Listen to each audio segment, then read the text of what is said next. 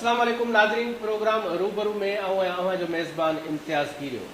नाज़रीन, असां पंहिंजो प्रोग्राम रूबरू कंहिं न कंहिं शख़्सियत सां कंदा आहियूं, उनखे रूबरू पंहिंजे स्टूडियो में घुराए ॻाल्हि ॿोल कंदा आहियूं। अॼु जंहिं शख़्सियत खे असां घुरायो आहे उहो Pakistan peoples party ladies wing जी ज़िले सदर आहे मैडम महरब शाह मेमण। ऐं इन खां अलावा नवाब शाह तोड़े सिंध जे काफ़ी ज़िलनि में शहरनि में आर्टिस्ट तौर साम्हूं आयो आहे, छाकाणि त उनजूं जेके ख़िदमतूं आहिनि उहे जेके दीवारूं हूंदियूं आहिनि शहर जूं, अक्सर उन्हनि ते जेकी ख़ूबसूरत पेंटिंग थियल हूंदी आहे उहा सारंग सिंधू आर्टिस्ट नौजवान नवाब शाह शहर जो उहे असांजे हिन स्टूडियो में आहिनि रूबरू प्रोग्राम में। अॼु असां उन्हनि खे जॉइन कयो आहे। त छा था सम्झो, नवाब शाह शहर में जेको आसिफ अली ज़रदारी जो शहर आहे, क़िलो आहे हुननि जो, हर भेरे हर इलेक्शन में जनरल इलेक्शन हुजे या मकानी चूंड हुजनि त हुन में क्लीन स्वीप कंदा आहिनि। मुक़ाबिलो एकड़ बेकड़ थींदो आहे किथे, पर हमेशह हू पोज़ीशन खणंदा आहिनि। पॉपुलेशन जे हिसाब सां त 52% जेको रेशो आहे पॉपुलेशन जो उहो औरतुनि जो आहे।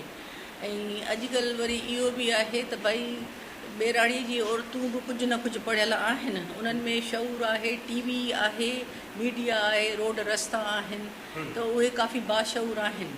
उन्हनि खे असां डिफरेंट नमूननि सां अपॉर्चुनिटीज़ ॾींदा आहियूं त उहे वरी पोइ डिलीवर कंदियूं आहिनि उन ॻाल्हि खे। मक़सदु चवणो इहो आहे त जेको आहे लेडीज़ जेके आज़ादु उम्मीदवार बीठियूं आहिनि उन्हनि खे सभु कंहिंखे freedom of opinion, freedom of उन जी राइट आहे त भई उहे बीहनि इलेक्शन्स में। बाक़ी हाणे असांखे अगरि पीपल्स पार्टी जी तरफ़ां लेडीज़ विंग खे अगरि जनरल सीट न मिली आहे त जेको आहे उहा वॾनि जी का सोच हूंदी। माज़ी में ईअं रहियो आहे, जीअं मैडम फरियाल तालपुर पाण हितां जी नाज़िम बि रही आहे, त हुअणु त खपे हा त लेडीज़ जे उन्हनि खे बि टिकट ॾिनी वञे हा, किथे जनरल काउंसिल में, किथे चेयरमैन ते, त इहे शयूं नज़र न आयूं। त इन में छा था सम्झो पाए?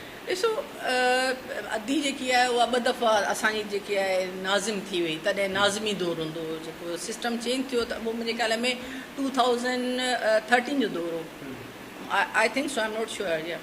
पर ॻाल्हि इहा आहे त उन में अधी ॾाढा कम कया, ठीकु आहे न। हाणे अधी पोटेंशियल हुई, अधी सम्झो त जेको आहे उहो कमु करे सघे थी, अधी छा आहे जो हाणे मथे लेवल ते हली वई आहे। असां सां इंट्रेक्शन त अथसि, पर जीअं चइजे त राब्तो घणो हुजण सां अधीअ खे ॿिए माण्हूअ जी पोटेंशियल जी ख़बर पवंदी आहे, ईअं न आहे। पर ॻाल्हि इहा आहे त सिर्फ़ु असांजे डिस्ट्रिक्ट शहीद बेनज़ीराबाद में लेडीज़ खे जेको आहे जनरल सीट न मिली आहे, बाक़ी हिन पासे घोटकीअ वारे पासे अञा असांजे 4-5 जेको आहे डिस्ट्रिक्ट्स में ॿियनि में उन्हनि में जनरल सीट मिली आहे। तंहिंजे करे जेको आहे ईअं नथा चई सघूं त असांखे नथी कंसिडर करे पार्टी जेको आहे लेडीज़ विंग खे। ऐं इहो जेको आहे वॾनि जा फ़ैसिला आहिनि, उन्हनि जे माइंड में असां लाइ वरी ॿी का सुठी प्लानिंग हूंदी, थी सघे थो सोचींदा हुजनि त अगरि असां रिज़र्व सीटूं आहिनि, थी सघे थो महरब शाह खे असां MPM जी सीट ॾियूं, छो जो असांजो कमु 20 सालनि जो थियल आहे ऐं असां बेलोस थी कमु कंदा आहियूं। भुट्टो साहिब जी आइडियोलॉजी जो भुट्टो साहिब जी आइडियोलॉजी असां फॉलोवर्स आहियूं, BBA जा फॉलोवर्स आहियूं। ऐं असांखे हिन फील्ड में खणण वारी जेकी आहे मोहतरमा अदी फरियाल तालपुर साहिबा आहे, ऐं इन खां अलावा अदी अज़रा साहिबु आहे। सभु मक़सदु आहे त जेको आहे रिज़र्व सीटूं असांखे मिलंदियूं, जेको तक़रीबन ऑलमोस्ट 60% आहिनि। उन में असांजे जेको आहिनि तालकनि ते आहिनि, ऐं माना त टाउन कमेटीज़ असांजियूं आहिनि उन्हनि में थींदियूं। इन खां अलावा असांजो जेको आहे डिस्ट्रिक्ट काउंसिल जी सीटूं थींदियूं। त अगरि हिकिड़ो पासो ख़ाली रहिजी थो वञे त ॿिए पासे वरी असांजो स्पेस भरिजी थो वञे, ऐं असां उन्हनि औरतुनि खे अॻियां आणींदासीं जेके कमु करनि थियूं ऐं जेके महिनतूं कनि थियूं, ऐं उन्हनि खे अचणु खपे फ़ैसिला साज़ीअ में। नवाब शाह में जेके औरतूं आहिनि, जेके लेडीज़ विंग जी तव्हां अॻुवाण आहियो, त उहे जेके आहिनि उम्मीदवार तौरु उन्हनि खे टिकटूं न मिलियूं आहिनि या लेडीज़ विंग सां क़यादत नाराज़ आहे, त इनखे कीअं था ॾिसो, जॾहिं त काफ़ी सारियूं जेके आज़ादु उम्मीदवार तौरु लेडीज़ साम्हूं आयल आहिनि? लेडीज़ जो रेशो ॾाढो आहे। लेडीज़ असांजी जेकी पंहिंजी डिस्ट्रिक्ट जी आहे लेडीज़, उहा ई तमामु घणी आहे। ऐं हिकिड़ी मुंहिंजे ख़्याल में UC में 4 वार्ड हूंदा आहिनि, 4 वार्डनि में आबादी हूंदी आहे, कंहिंमें 15, कंहिंमें 20, कंहिंमें 6। त ऐं असां घणो करे वोट जेके खणंदा आहियूं, जेतिरो माना लोकल बॉडीज़ में घणो त वोट कोन हलंदो आहे न, वोट हलंदो आहे 400-500। सो मां नथी सम्झां त इहो मुश्किल आहे पाकिस्तान पीपल्स पार्टीअ लाइ। असां भरपूर नमूने सां असांजी लेडीज़ ॿाहिरि निकिरंदियूं हींअर असांजी लेडीज़ जेके आहिनि जिथे किथे वर्क पई कनि असांजूं जेके उहिदेदार न आहिनि जंहिंखे असां एक्सपेक्टेड आहिनि त उहिदेदार असां हिननि खे कंदासीं उहे निकितल आहिनि ऐं उहे वर्क कनि वेठियूं उहे सिर्फ़ु नवाबशाह डिस्ट्रिक्ट जी ॻाल्हि मां डिस्ट्रिक्ट शतबेर ज़िले जा बाद जी ॻाल्हि नथी कयां पर जिथे किथे मां असांजूं औरतूं निकितल आहिनि ईअं ई असांजो काज़ीमन दौड़ सकरन उते असांजूं लेडीज़ आहिनि उहे सभु निकितल आहिनि ॿाहिरि फील्ड में छो जो उन्हनि अगरि उहे कमु कंदियूं त उन्हनि में बि इहो बि हिकिड़ो स्किल्स आहिनि त तव्हां मोटिवेट माण्हुनि खे कीअं कयो त बाबा अचो तव्हां असांखे वोट ॾियो ऐं उन खां पोइ उन्हनि खे जॾहिं रिज़र्व सीट्स मिलंदियूं। मैडम गुफ़्तगू जो सिलसिलो जारी रहंदो असांजा नौजवान आर्टिस्ट सारंग सिंधू बि मौजूदु आहे। सारंग छा हाल आहे तव्हां ॿुधायो त हीअ जेकी तव्हां जेकी पेंटिंग जे हवाले सां इहो कॾहिं खां तव्हां कमु कयो पिया ऐं काफ़ी सारनि शहरनि में असां वञूं था या इदारनि में वञूं था त उते पेंटिंग नज़र अचनि थियूं दीवारूं ख़ूबसूरत सजायल नज़र अचनि थियूं ऐं सारंग जी ख़बर पए थी ख़ुशी थिए थी असांखे त असांजे शहर जो आहे नौजवान पर नवाबशाह में या जेके नवाबशाह जा इदारा आहिनि उते बि काफ़ी सारो तव्हांजो कमु थियल आहे काफ़ी समाजी कम बि थियल आहिनि त हीअ जेके मकानी चूंडियूं आहिनि इन में तव्हां हिसो छो न वरितो? इम्तियाज़ तव्हांजी वॾी महिरबानी नवाबशाह न्यूज़ जी महिरबानी जंहिं असांखे मदू कयो ऐं अहिड़े टाइम ते जंहिं टाइम ते असांखे सुठा भला असांजा विसारे वेहंदा आहिनि त तव्हां असांखे यादि कयो उनजे लाइ तव्हांजी महिरबानी। तव्हां जेको सुवालु कयो आहे मूंसां मकानी चूंडियुनि जे हवाले सां उनजे लाइ एतिरो चवंदो त आर्टिस्ट जेके हूंदा आहिनि उहे पंहिंजे मिज़ाज जा मालिक हूंदा आहिनि ऐं उहे हिन सियासत मां न ॼाणींदा आहिनि हुननि जे लाइ हर फ़र्दु जेको आहे न उनखे मोहबत प्यार जी नज़र सां ॾिसंदा आहिनि त मूंखे काफ़ी मुंहिंजा जेके सराउंडिंग में हुया दोस्त मिट माइट उन्हनि मूंखे चयो त तव्हां बीहो त तव्हांखे अॼु इंकशाफ़ थो कयां नवाबशाह जे न्यूज़ जे हवाले सां त मूं चयो अगरि मुंहिंजे तक में जेको मुंहिंजो इलाइक़ो आहे हकानी कॉलोनी जिथे मां रहां थो उते अगरि पीपल्स पार्टी मूंखे काउंसलर जी सीट ॾींदी त मां बीहंदुमि आज़ादु माना मां न बीहंदुमि माना मूंखे ख़बर आहे त असांजे जेको ख़ासि तौर ते सिंध ऐं नवाबशाह त गढ़ आहे पीपल्स पार्टी जो उते माना जेको वोट बैंक आहे न उहो पार्टी जो आहे माना शख़्सी हवाले सां थी सघे थो त मां अॻिलो कैंडिडेट हुजे हा उन सां मां मुक़ाबिलो करे वञा पर मां खटियां कोन हा माना अगरि मां खटियां हा त मां तीर जे निशान सां खटियां हा माना मुंहिंजी इहा ज़ाती ख़्वाहिश हुई त इलाही अहिड़ा वास्ते वारा हुया त मुंहिंजो तव्हां अगरि मूंखे टिकेट वठी ॾींदव त मां बीहंदुमि आज़ादु मां न बीहंदुमि। केरु एक बीठो आहे तव्हांजे वार्ड मां कंहिंखे टिकेट मिली? चेयरमैन आहे जेको चेयरमैन जी सीट ते बीठो आहे हनीफ़ कात्यार ऐं आज़ादु जेको असांजो इलाइक़ो आहे वार्ड आहे उन में असगर ज़रदारी आहे नौजवान आहे उहो बीठो आहे। हा ॿी ॻाल्हि जेका मां तव्हां सां कंदो हलां त मां हिन मकानी चूंडुनि जे हवाले सां इहो ज़रूरु चवंदुसि त मकानी चूंडुनि कराइण जो को फ़ाइदो न आहे पाकिस्तान में उनजो सबबु इहो आहे त असांजा चेयरमैन ऐं असांजा काउंसलर जेके आहिनि न उन्हनि वटि इख़्तियारात न हूंदा आहिनि हू बेइख़्तियार हूंदा आहिनि वीचारा माना इहो हनीफ़ कात्यार आहे त मां नंढो आहियां मुंहिंजो वोट बि कोन हो तॾहिं खां ई माना काउंसलर थींदो थो अचे पर अॼु ताईं हुन पंहिंजे इलाइक़े में हिकु रती बराबरि बि कमु नाहे करायो माना हुनखे जेको वोट मिले थो न उहो तीरे करे थो मिले अगरि मां दावा कयां अगरि आज़ादु बीहे त शायदि हुनखे 100 वोट 50 वोट बि न मिलनि माना हू शायदि माना पार्टी जा जेके आला उहिदेदार आहिनि उन्हनि सां हू टच में आहे। हिते वरी ज़ातियात वारो बि थोरो तालुक़ु अचे थो पार्टी में पीपल्स पार्टी में ख़ासि तौर ते त अगरि सारंग मुंहिंजे वेझो आहे पोइ सारंग भले इलाइक़े में उथे वेहे न मरणो परणो न खाए पर उनखे टिकेट ॾियणी आहे माना कारकर्दगी खे नथा ॾिसनि अगरि हुनजी कारकर्दगी खे ॾिसूं त उहा का मुतमैन कंदड़ कारकर्दगी न आहे।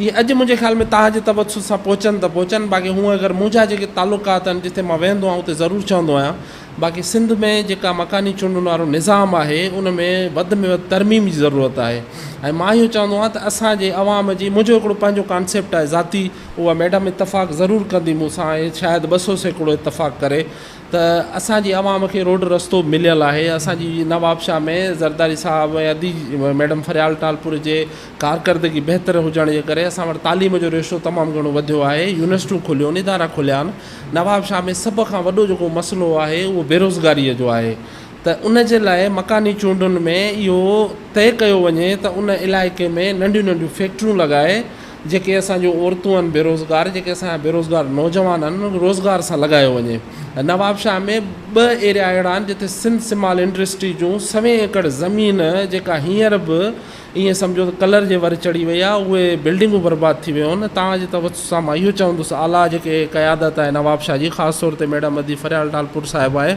उन्हनि खे चवंदुसि त पंहिंजी तवजो इन तरफ़ कयो, तव्हां नंढियूं नंढियूं फैक्ट्रियूं लॻायो ऐं उहा सिंध सिमाल इंडस्ट्री खे फाल बणायो वञे।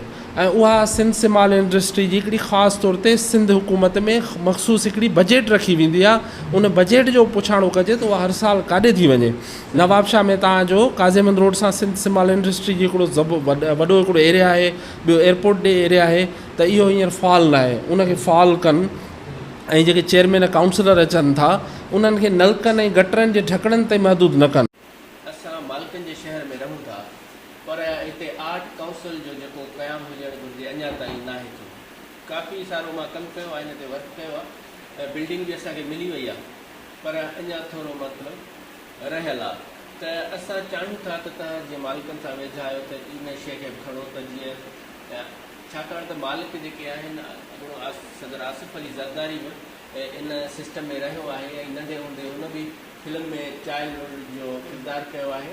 त असां चाहियूं था त हिते आर्ट काउंसिल जो क़याम थिए। जीअं सारंग ॿुधाए त असलम शाह काफ़ी सारा चकर हणंदो आहे हिते ज़रदारी हाउस जा, पर अञा ताईं उनखे न उनजे पुट खे नौकिरी मिली आहे।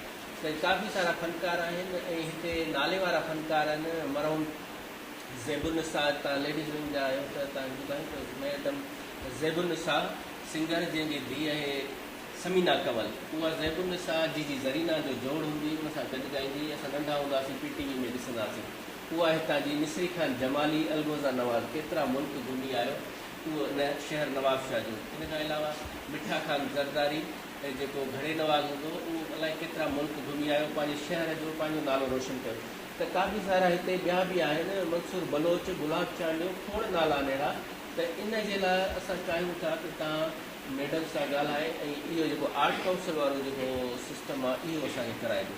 इनखे कीअं था ॾिसो, जीअं असांजो जेको आहे अदा सारंग नौजवान आहे ऐं हिननि खे मां काफ़ी सालनि खां ॾिठो आहे त बेरोज़गार आहिनि ऐं मां हिनखे रोड रस्तनि ते उसुनि में हिनखे कमु कंदे ॾिठो आहे। ऐं हिन जो कमु मां सिर्फ़ु हिते न ॾिठो आहे, पर हिन जो कमु मां मेरिट होटल जी जेके उते आहिनि भितूं उन्हनि खे बि ॾिठो आहे। ऐं मुंहिंजे ख़्याल में त हिननि खे बीबी बख्तावर जेकी ॾाढी त जेको फैन आहे आर्ट जी ऐं एडमायर कंदी आहे उनखे, हर उन माण्हूअ खे जंहिंमें को न को स्किल्स आहे, उन्हनि सां बि हिननि जी मुलाक़ात थी। बदनसीबी बदकिस्मती इहा चइजे जो जेको आहे, जेको माण्हू कमु करणु चाहे थो या जेके स्किल्स आहिनि उहे माण्हू अलाए छो जेको आहे पंहिंजे लीडरनि ताईं नथा पहुची सघनि। ॻाल्हि इहा न आहे। वरी उहो सारंग वारी ॻाल्हि मां इहा कंदसि त जेके मालिक आहिनि उहे त मां सम्झां थी त आर्ट खे बि मोहबत था ॾियनि, त जेको आहे उन्हनि ग़रीबनि में उन्हनि जी जड़ूं आहिनि। जेकी इंतिज़ाम आहे उनखे तहरीक में अचणु खपे। हितां जा जेके फनकार आहिनि उन्हनि खे तहरीक में अचणु खपे, एहतिजाज करणु खपनि त आर्ट जेकी सिकंदर आर्ट गैलरी इन जो लाइसेंस, इन जी जेकी रजिस्ट्रेशन आहे उहा ख़तमु कई वई आहे। इन हवाले सां छा चवंदो? सर, तव्हांजे इहो जीअं ॿुधायो आहे मूंखे ॾाढो मूंखे ॾुखु पहुतो आहे। ऐं काज़ी ख़िज़र हयात साहिबु मुंहिंजे उस्तादनि में शामिलु हो, असांजो फैमिली मेंबर हुयो। ऐं मां इहो चवंदुसि त जिथे मोहतरमा शहीद जूं यादूं आहिनि, जंहिं ते हू लड़ी आई, त इनखे हिकिड़ो क़ौमी विरसो करार ॾेई इनखे गवर्नमेंट पंहिंजी तहवील में वठी ऐं सिकंदर आर्ट गैलरी खे जेका रजिस्ट्रेशन आहे उहा बहाल करे ऐं हुननि जा जेके पोयन आहिनि उन्हनि खे बि अकोमेट करे त जीअं उहे हुन फ़न खे जारी रखी सघनि। ऐं काज़ी साहिब जो हिकिड़ो तमामु घणो मवादु जेको तव्हां ऐं असां बि शायदि न ॾिठो आहे, हुनजो तमामु वॾी गैलरी आहे सोसाइटी में, उते हू मौजूदु आहे। त इनखे म्यूज़ियम जो दर्जो ॾिनो वञे त मां सम्झां थो त घटि न थींदो।